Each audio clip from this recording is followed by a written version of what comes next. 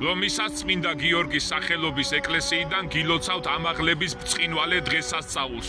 ბევრმა არ იცის ამ დღის შესახებ და მცირეც გიამბობთ. ქრისტე მკვდრეთით აღდგომის შემდეგ ეცხადებოდა თავის მოწაფეებს, ესაუბრებოდა ღვთის სასუფეველზე და მოუწოდებდა დარჩენილიყვნენ იერუსალიმში სულიწმინდის მოფენამდე.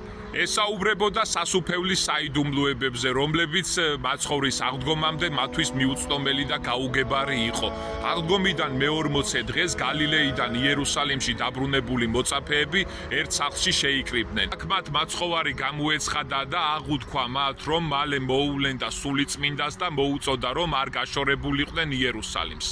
ალევე იესო ქრისტე მოწაფეები ბეთანიის მიმართულებით წაიყვანა ელეონის მთაზე, სადაც ხელები აღაპყრო, აკურთხა მოწაფეები და ზეცად ამაღლება იწყო. სულ მალე იესო ქრისტე ღრუბლებში გაუჩინარდა.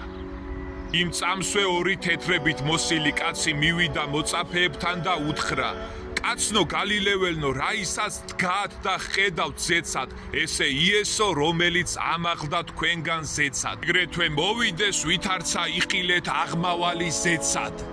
მოწაფეები სიხარულისგან გაოგდნენ, მაშინვე იერუსალიმში დაბრუნდნენ სულიწმინდის მოლოდინში, ლოცულობდნენ და ლოცვაში ატარებდნენ ყოველ წამს. ამაღლების მხატვრული კომპოზიცია კარგადაა შემონახული დავით გარეჯის უდაბნოს ამაღლების მონასტერში. ფშავ ხევსურები, თუშები, მთიულ გუდამაყრის, ჯავახეთისა და საქართველოს სხვა კუთხის მაცხოვრებლები ამ დღეს მიდიან სალოცავებში და შეთხოვენ ადამიანების და ოჯახის კეთილდღეობას, ჯანმრთელობას, ბედნიერებას, უფლის სიყვარულს. მეც გილოცავთ ამაღლების ბრწყინვალე დღესასწაულს. ბედნიერებას გისურვებთ, ჯანმრთელობას გისურვებთ, ულევ სიყვარულს გისურვებთ და სამშობლოს ბედნიერებას და გამთლიანებას გისურვებთ. ჩემო ქართველებო, მრავალს დაესწარით.